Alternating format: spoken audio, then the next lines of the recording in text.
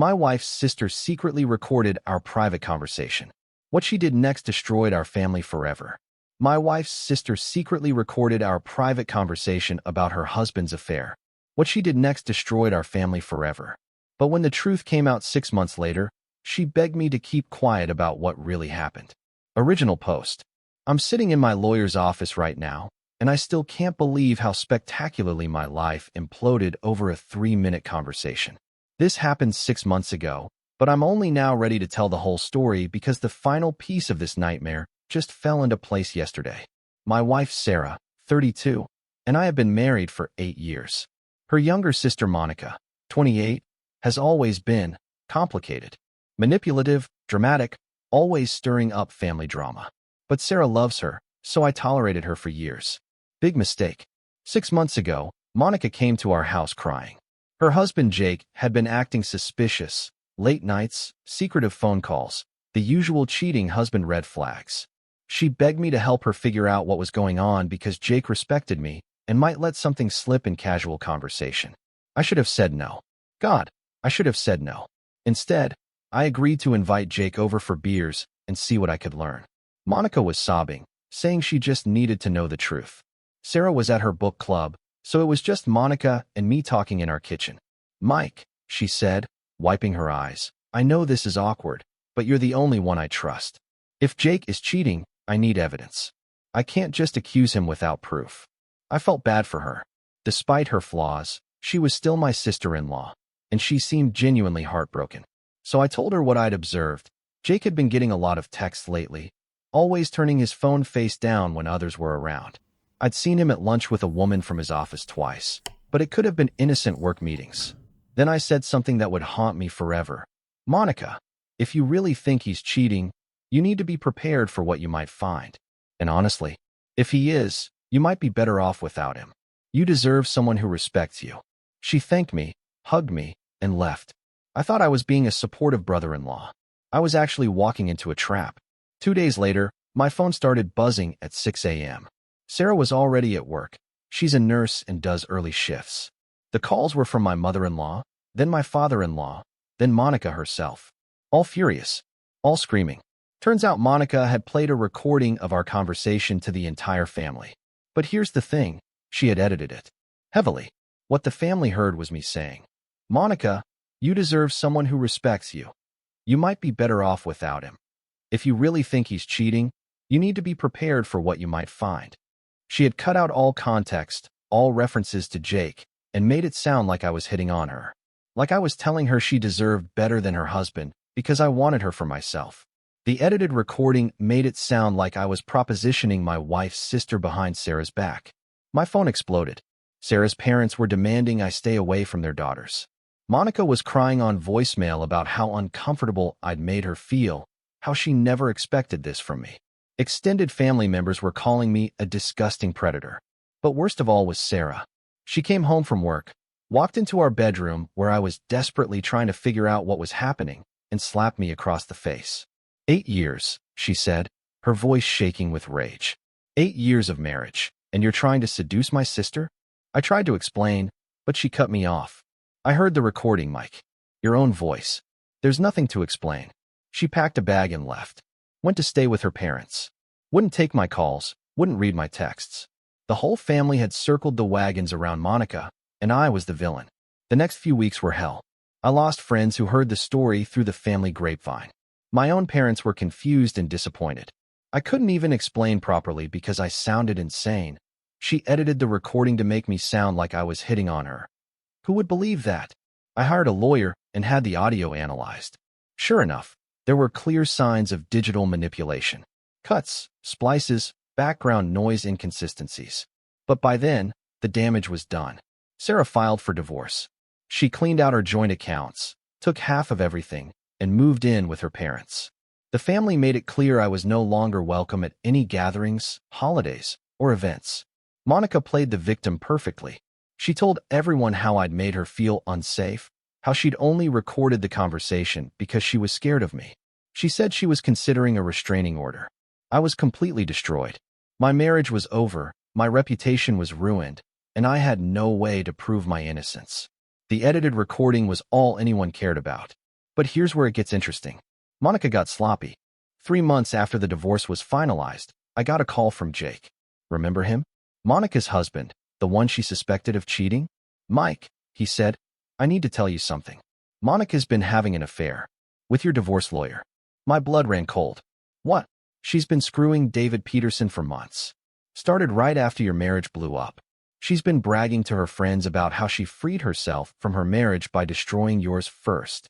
Jake had found text messages between Monica and David. Explicit messages dating back to before my conversation with Monica.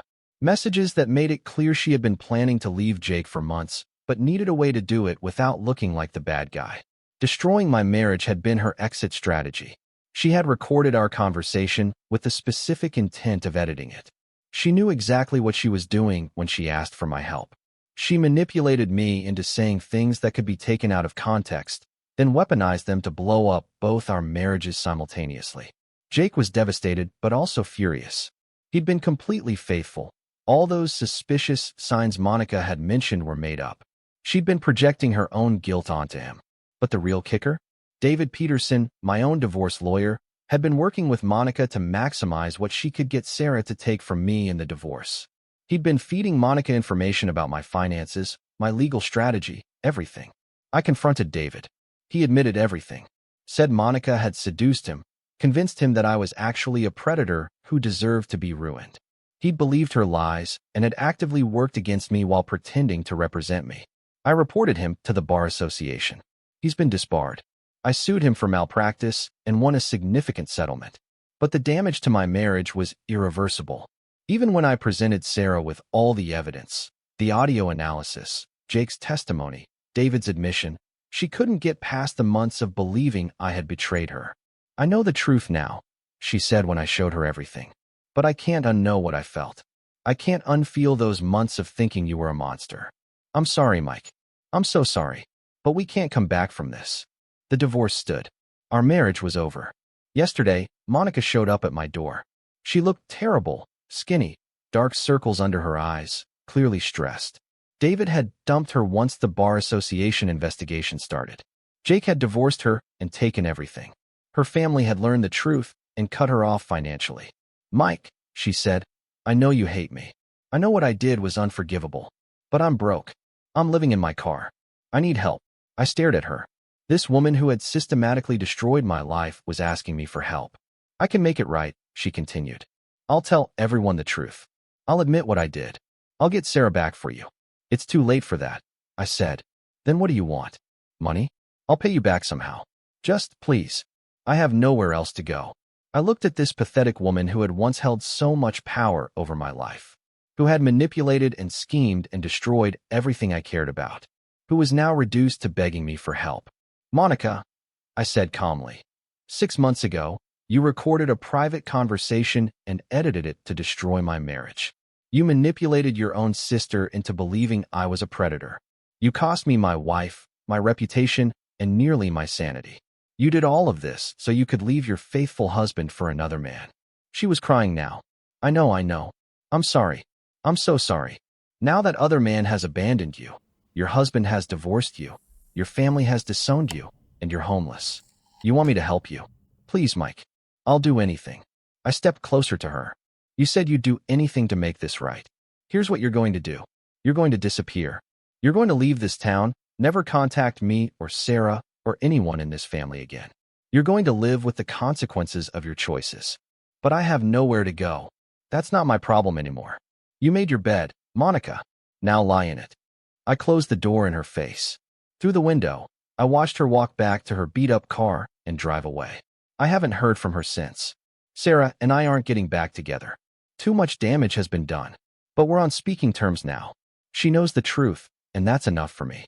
I've started dating again. Slowly, carefully. Trust doesn't come easily anymore. But I'm learning to open up again. The financial settlement from suing David helped me rebuild my life. I bought a new house, started a new job in a different city. Fresh start.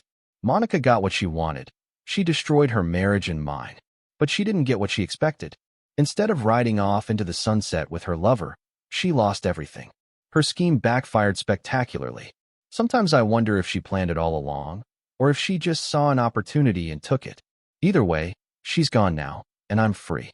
The recording that destroyed my marriage was fake, but the consequences were real. Monica learned that actions have consequences, even when you think you're clever enough to avoid them. Justice served itself in the end. And honestly, that's more satisfying than any revenge I could have planned. Update: 2 weeks later. Monica contacted me one more time. She'd moved 3 states away and was working at a gas station. She wanted to apologize again and ask if I'd consider giving her a reference for a better job. I blocked her number. Some people never learn, but that's not my problem anymore. Sarah texted me last week. She's seeing someone new, a doctor from her hospital.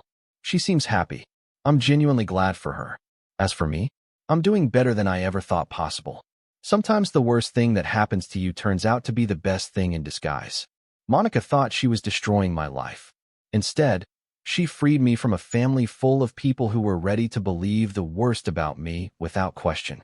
I dodged a bullet, and now I'm living my best life while she's living with the consequences of her choices. That's the real victory. Please subscribe to the channel. You won't regret it.